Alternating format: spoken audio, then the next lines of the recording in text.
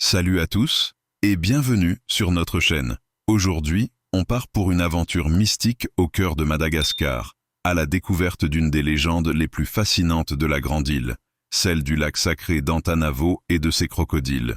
Vous êtes prêts? Alors, installez-vous bien, on remonte le temps.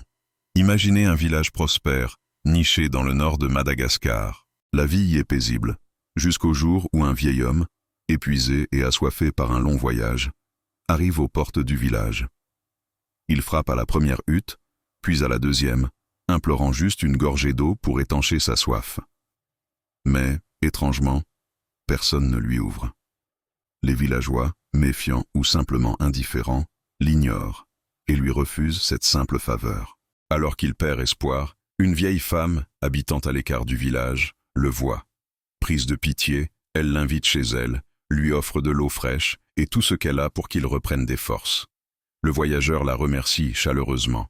Mais ce que la vieille femme ignore, c'est que cet homme n'est pas un simple mortel. C'est un sorcier puissant, ou peut-être même un dieu venu tester la bonté des hommes.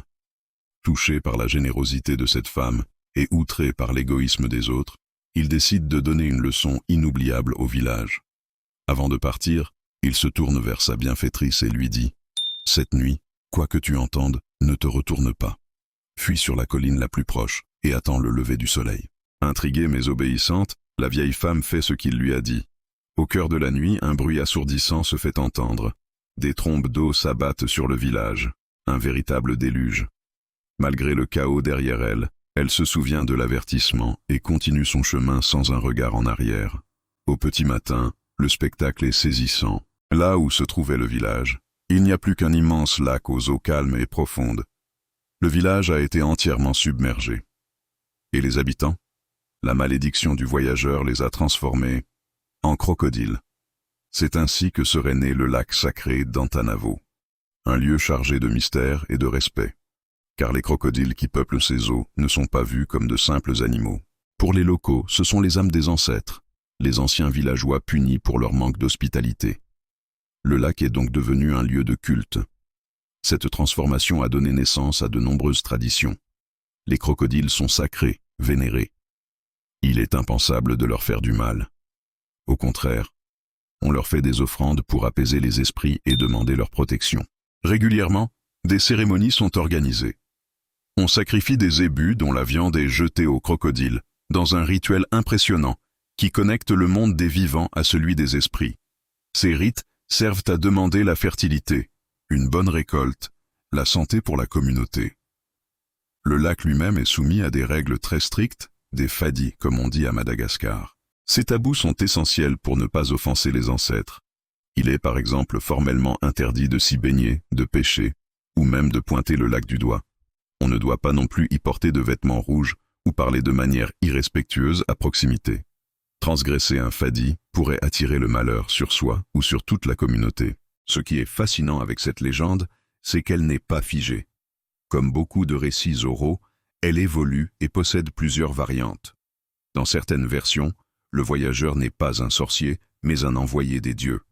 Dans d'autres, les habitants ne sont pas physiquement transformés, mais leurs esprits se sont réfugiés dans le corps des crocodiles après l'inondation.